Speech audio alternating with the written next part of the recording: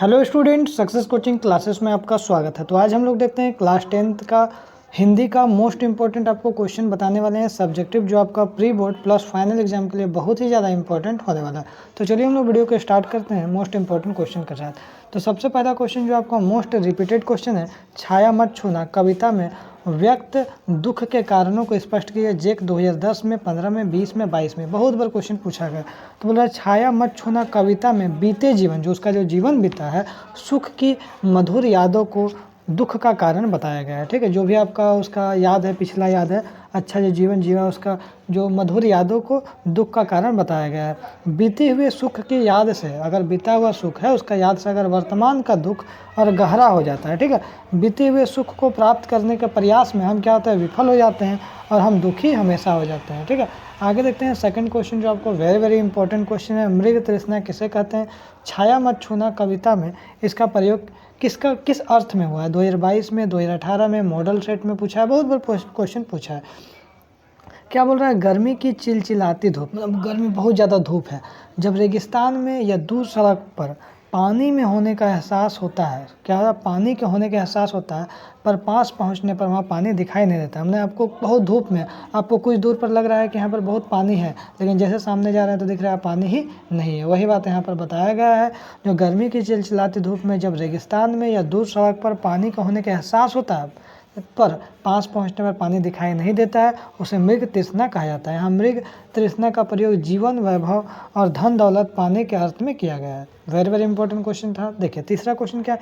आपके विचार से माँ ने ऐसा क्यों कहा कि लड़की होना पर लड़की ऐसा दिखाई मत देना? इसका क्वेश्चन जेक 2022 में पूछा, मॉडल सेट में भी पूछा है। तब माँ ने लड़की को भावी जीवन के विषय में समझाया। ठीक है, माँ चाहती थी कि उसकी जो लड़की एकदम सरल स्वभाव का हो, कोमल और भोली भाली बनी।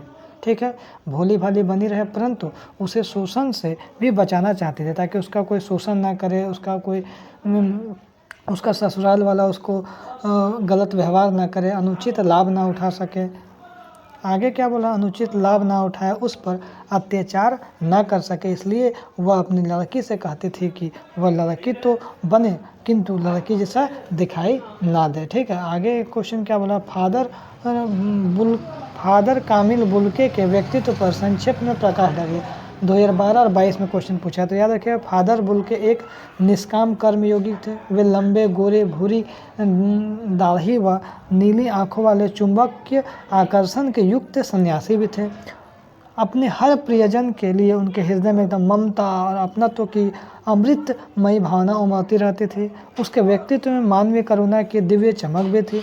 वे अपने प्रियजनों को आशीषों से भर देते थे।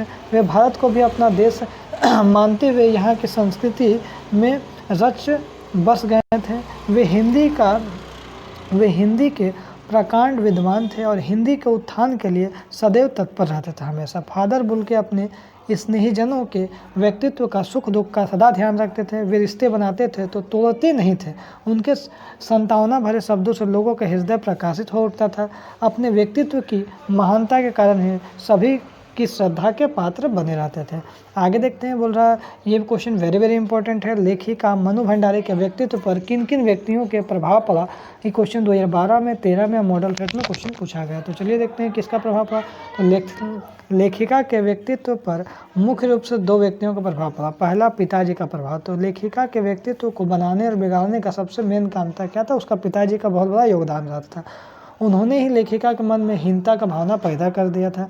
उन्होंने ही उसे शक्की बनाया, विद्रोही बनाया। उन्होंने ही लेखिका को देश और समाज के प्रति जागरूक बनाया। उसे रसोई घर और सामान्य घर गृहस्थी से दूर एक प्रबुद्ध व्यक्तित्व दिया। लेखिका को देश के प्रति जागरूक बनाने में उनके पिता का बहुत बड़ा योगदान था। नेक्स्ट किसका योगदान था? शीला अग्रवाल का प्रभाव देखिए। तो लेखिका को क्रियाशील, क्रांतिकारी और आंदोलनकारी बनाने में उसकी हिंदी प्राध्यापिका शीला अग्रवाल ने का भी योगदान था। शीला अग्रवाल ने अपनी जोशीली बात एकदम पूरा मोटिवेट करता था, लेखिका के मन में बैठे संस्कारों को कार्यरूप दे दिया। ठीक है, उन्होंने लेखिका के खून में शोले भड़का दिया। पिता उसे चार दीवारी तक सीमित रखना चाहते थे, परंतु शीला अग्रवाल ने उसे जनजीवन में खुलकर विद्रोह सिखा दिया। ये question most important, very important question है। बिस्मिल्लाह खान को शहनाई की मंगल ध्वनि का गायक क्यों कहा गया है? क्योंकि 2010 में, 14 में, 15 में, 16 में, 18 में, 20 में, 22 बहुत बार पूछा गया। तो लोकगीतों एवं चैती के शहनाई का उल्लेख बार बार मिलता है। शहनाई को मंगल का परिवेश प्रतिष्ठित करने वाला वाद्य यंत्र माना गया है। इसका प्रयोग इन जगहों पर मांगलिक विधि विधानों के अवसर पर ही होता है। उस्ताद बिस्मिल्लाह खान शहनाई वादन के क्षेत्र में अद्वितीय स्थान रखते हैं। इसी कारण उन्हें शहनाई की मंगल ध्वनि का नायक भी कहा जाता है। वेरी वेरी इंपॉर्टेंट क्वेश्चन था। देखिए, जॉर्ज पंचम की लाट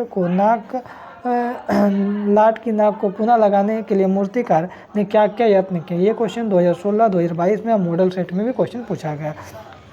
तो जॉर्ज पंचम की लाट की नाक को खोजने के लिए मूर्तिकार ने अनेक प्रयत्न किए। सबसे पहले क्या किया, पत्थर को खोजने का प्रयत्न किया जिससे मूर्ति बनी थी।